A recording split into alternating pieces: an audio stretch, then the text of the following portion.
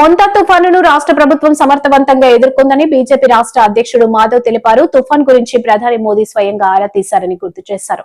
ఈ మేరకు ఆయన మీడియాతో మాట్లాడారు. రాష్ట్రంలో అపార పంట నష్టం జరిగిందని ఆవేదన వ్యక్తం చేశారు.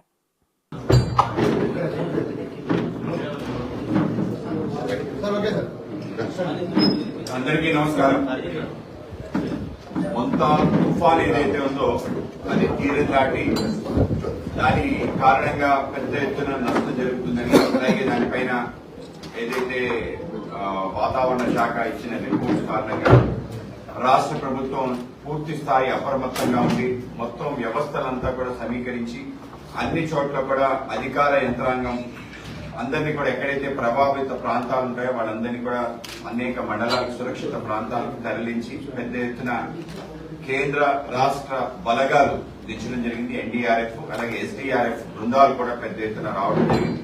స్వయంగా ప్రధానమంత్రి గారు, అలాగే హోంశాఖ మంత్రి గారు, అలాగే ఇతర మంత్రులంతా కూడా దీనికి సంబంధించి సమీక్ష చేయడం జరిగింది. అలాగే రాష్ట్ర ప్రభుత్వం సంబంధించి అన్ని జిల్లాలకి నోడల్ ఆఫీసర్స్ పంపించడం, అలాగే నిర్వాసిత ఏవైతే క్యాంపులు నిర్వహించడం, ఆ విధంగా పెద్ద ఎత్తున ముందు జాగ్రత్త చర్యలు పాటించడం, అలాగే అదృష్టవశాత్తు అనుకున్న విధంగా అది దాని యొక్క తీవ్రత లేకపోవడం, కానీ తీవ్ర వర్షాలు పడటం, ముఖ్యంగా అనకాపల్లి, కాకినాడ, రాజమండ్రి, నరసాపురం, అలాగే మచిలీపట్నం ఈ ప్రాంతాల్లో భారీ వర్షాలు పడటం కారణంగా పెద్ద ఎత్తున పంట నష్టం జరిగింది. ప్రాణ నష్టం 1.5 తప్ప ఇంకా జరగకపోవడం, ఇది కొంత మేరకు మనకి వెసులుబాటుగా ఉన్న ఏదైతే పంట నష్టం జరిగిందో ఆ పంట నష్టాన్ని పూర్తి స్థాయిలో వాళ్ళందరికీ కూడా ఆదుకోవడానికి ఎన్డీఏ ప్రభుత్వం ముందుంది. తప్పనిసరిగా వీళ్ళందరినీ ఆదుకోవడం, వాళ్ళందరికి సంబంధించిన పంట నష్టం ఎంత జరిగిందో దాన్ని వేయడానికి ఇప్పటికే బృందాలు వేయడం జరిగింది. ఇవాళ సమీక్ష సమావేశం కూడా పెట్టుకోవడం జరిగింది. అలాగే నిన్న జీఓఎం మీటింగ్ జరిగింది. వైద్య శాఖ మంత్రి వర్యులు వైద్య సంఘం ఏదైతే అనేక రకాల విష జ్వరాలు ఈ ప్రభావం పైన ఇప్పటికే అనేక బృందాలు పంపించడం జరిగింది. అలాగే రెండోది పంట నష్టానికి సంబంధించిన ఒక అంచనాకు వచ్చే విధంగా ఒక్కొక్క బృందాలు పంపించడం జరిగింది. ఆ విధంగా ఏ ఒక్కరు కూడా నష్టపోకుండా ఉండే విధంగా ఈ యొక్క అనేక చర్యలు తీసుకోవడానికి ప్రభుత్వం ముందుంది. తప్పనిసరిగా అందరినీ ఆదుకోవడం జరుగుతుంది. అలాగే ఇదే సందర్భంలో ఏదైతే మత్స్యకారులు ఈ వేటకెళ్ళని పరిస్థితి ఏర్పడింది, మత్స్యకారులు కూడా తీరా మొత్తం ప్రాంతంలో, మొత్తం ఆంధ్ర ప్రాంతంలో 1000 కిలోమీటర్ల నేపథ్యంలో మత్స్యకారులు తీవ్రంగా నష్టపోవడం జరిగింది. గౌరవ ముఖ్యమంత్రి చంద్రబాబు నాయుడు గారు వాళ్ళ యొక్క నష్ట నివారణ చర్యలుగా వాళ్ళకి ఒక వృత్తి ఇవ్వడం 3,500 రూపాయలు ఇవ్వాలని చెప్పి నిర్ణయం తీసుకోవడం జరుగుతుందో దీన్ని నేను స్వాగతిస్తున్నాను. ఇది చాలా వెంటనే నిర్ణయం తీసుకోవడం జరిగింది. ఆ విధంగా వాళ్ళకి కొంత వెసులుబాటు కల్పించే ప్రయత్నం చేశారు. అయితే ప్రధానమంత్రి మత్స్య సంపద యోజన అని చెప్పి ఒక ప్రత్యేక యోజన పెట్టడం జరిగింది.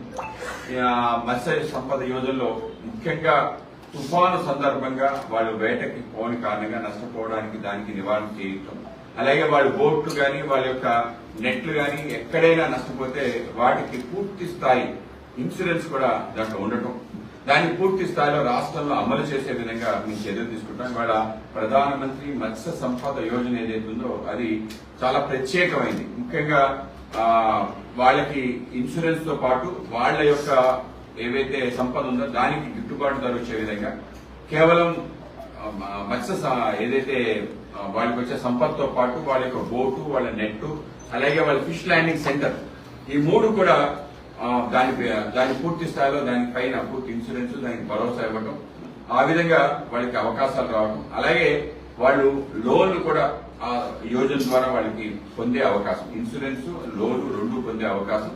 సో దీన్ని పెద్ద ఎత్తున రాష్ట్రంలో అమలు చేయాలని చెప్పి అనుకోవడం, ఆ విధంగా త్వరలో దీన్ని పూర్తి స్థాయిలో అమలు చేయడం కారణంగా ఇటువంటి విపత్తులు వచ్చే సందర్భంలో మత్స్యకారులు ఎవరు నష్టపోకుండా ఉండే అవకాశం ఉంటుంది. ముఖ్యంగా సాంప్రదాయ మత్స్యకారులు ఎవరైతే ఉన్నారో వాళ్ళందరూ కూడా ఈ యొక్క యోజనలో చేరే విధంగా మేము కూడా ప్రయత్నం చేస్తాం. పార్టీ తరఫున అన్ని చోట్ల కూడా ఈ యొక్క మత్స్య సంపద యోజన పైన అవేర్నెస్ క్రియేట్ చేసి వాళ్ళందరికీ కూడా మేము ఏదైతే కార్డ్స్ ఉంటాయి, ఫిషింగ్ సంబంధించిన ఫిషర్మెన్ కార్డ్స్ ఉంటాయి, ఆ కార్డు కూడా ప్రత్యేకంగా కేంద్ర ప్రభుత్వం నిర్ణయించి అందరికీ కూడా ఫిషర్మెన్ కార్డ్స్ ఇవ్వడం జరుగుతుంది. వాటిని కూడా ఇవ్వడం జరుగుతుంది. అలాగే మత్స్య సంపద యోజనలో వీళ్ళందరినీ కూడా చేసి వాళ్ళందరికీ కూడా ఉపయోగకరంగా ఉండే విధంగా, ముఖ్యంగా ఈ విపత్తు నేపథ్యంలో ఏపీ ఫిషరీస్ డిపార్ట్మెంట్ కూడా ఇదే అన్నిటికీ ఉపశమనం కలిగిస్తుందని చెప్పారు. కనుక ఆ విధమైన చర్యలు, అలాగే మన ప్రాంతంలో ఫసల్ బీమా యోజన సంబంధించిన ఏదైతే ఉందో దాన్ని పూర్తి స్థాయిలో అమలు చేయడానికి గత ప్రభుత్వం దాని ప్రీమియం మేమే కడతామని చెప్పి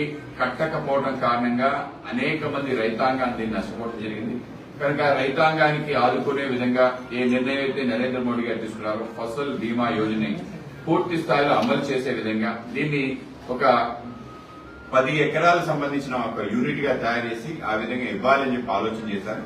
కనుక ఆ విధంగా ఈ పూర్తి స్థాయిలో ఫసల్ బీమా యోజన కూడా రాష్ట్రంలో అమలయ్యే విధంగా రైతు భరోసా కేంద్రం నేపథ్యంగా ప్రతి రైతుని మ్యాప్ చేసి ఆ రైతుకి ఏవైతే తనకి పాడి అలాగే ఏదైతే పంట వీటికి సంబంధించిన అంశాన్ని పరిశీలించి ఆ విధంగా చేయాలని చెప్పి గత ప్రభుత్వం ఆలోచన చేసింది. అయితే ఈ ఆలోచన అమలు చేయని కారణంగా మ్యాపింగ్ చేయడం జరిగింది. అయితే సక్రమంగా దాన్ని ముందుకు తీసుకెళ్లకపోవడం కారణంగా ఇవాళ చాలా విపత్కర పరిస్థితి ఏర్పడింది. కనుక ఎన్డీఏ ప్రభుత్వం పూర్తి స్థాయిలో ప్రతి రైతు ఐడెంటిఫికేషన్ సంబంధించిన వాళ్ళకి ఒక ఐడెంటిటీ నెంబర్ ఇవ్వటం, అలాగే వాళ్ళ యొక్క పంట ఎంత ఉంది అంటే వాళ్ళ యొక్క పొలం ఎంత ఉంది, అలాగే వాళ్ళ దగ్గర ఎన్ని కోళ్లు ఉన్నాయి, ఎన్ని గొర్రెలు ఉన్నాయి, ఇవన్నీ కూడా బేరీ చేసుకుని అవి నష్టపోతే వెంటనే వాటికి నష్టపరిహారం ఇచ్చే విధంగా ఒక వ్యవస్థ నిర్మాణం చేసింది. ఆ విధంగా చేయాలని చెప్పి అనుకున్నాం. తద్వారా ముఖ్యంగా ఇటువంటి విపత్తులు వచ్చినప్పుడు నష్టపోయేది మత్స్యకారులు, రైతాంగం. కనుక వాళ్ళకి పూర్తి స్థాయి భరోసా ఇచ్చే విధంగా ఒక వ్యవస్థ నిర్మాణం చేయాలనుకున్నాం. త్వరలో దాన్ని పూర్తి స్థాయిలో అమలు చేద్దాం. రాష్ట్రంలోని ప్రతి రైతు, ప్రతి మత్స్యకారుడు కూడా వాళ్ళకి లాభం చేకూరే విధంగా, వాళ్ళు నష్టపోకుండా ఉండే విధంగా, వాళ్ళ యొక్క కష్టానికి ఫలితం వచ్చే విధంగా ఒక ప్రయత్నం పెద్ద ఎత్తున జరుగుతుందని మీకు తెలియజేస్తున్నాను. అలాగే రాష్ట్ర